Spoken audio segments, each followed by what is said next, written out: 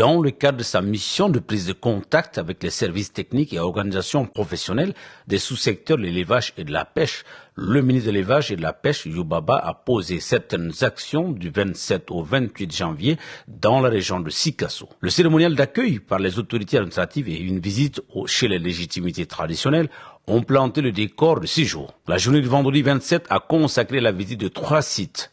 Il s'agit de la pharmacie vétérinaire Canalvet, qui est le premier importateur et distributeur de produits vétérinaires du laboratoire LOPS au Mali. Canalvet, c'est une structure chargée de l'importation et la distribution des produits matériels vétérinaires. Nous avons des succursales à l'intérieur du pays.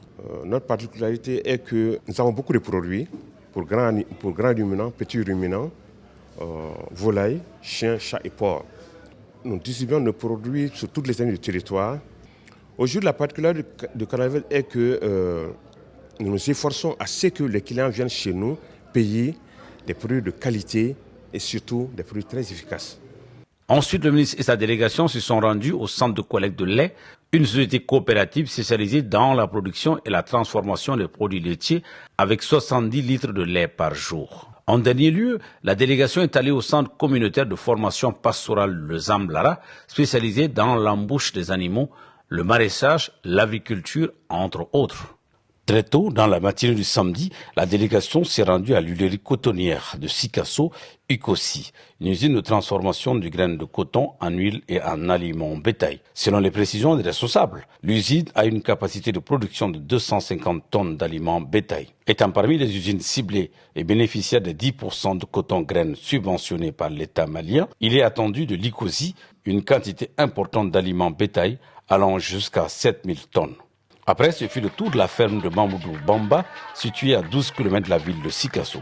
La ferme est bâtie sur 6 hectares avec une écloserie semi-moderne en construction, une unité de production d'alévins, une unité de fabrique d'aliments, une unité avicole, une unité vache laitière, une unité de petits ruminants. De même qu'une unité de maraîchage et parcelles de fourrage. La ferme produit environ 20 tonnes de poissons par an. La ferme Bamba, c'est une ferme familiale. Déjà, vous voyez, je suis avancé dans l'âge. Qu'est-ce que j'ai fait? J'ai intégré 3 de mes garçons ici dans la ferme.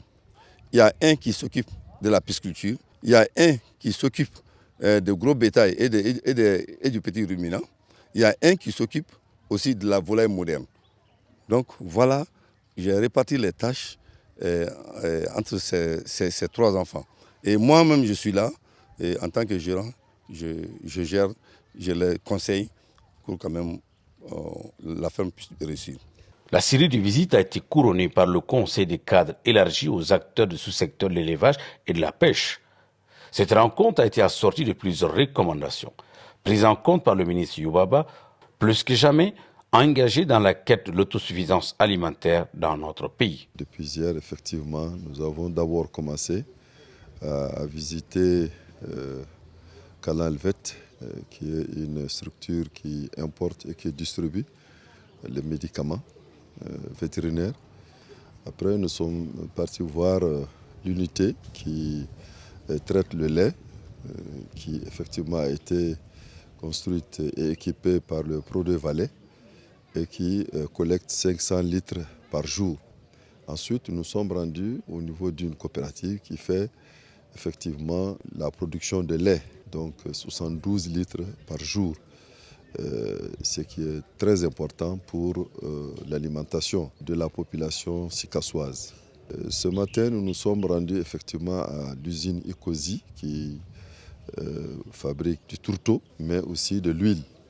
Et au niveau du tourteau, les autorités ont commandé à peu près 7200 tonnes au niveau de cette unité. Et nous sommes partis pour nous enquérir de l'état de trituration des 9000 tonnes qui ont été allouées à cette usine. Nous avons vu effectivement qu'il y a le stock est là et les machines sont toujours en train de marcher. Et certainement dans les jours à venir, le fournisseur va livrer ces 7000 tonnes.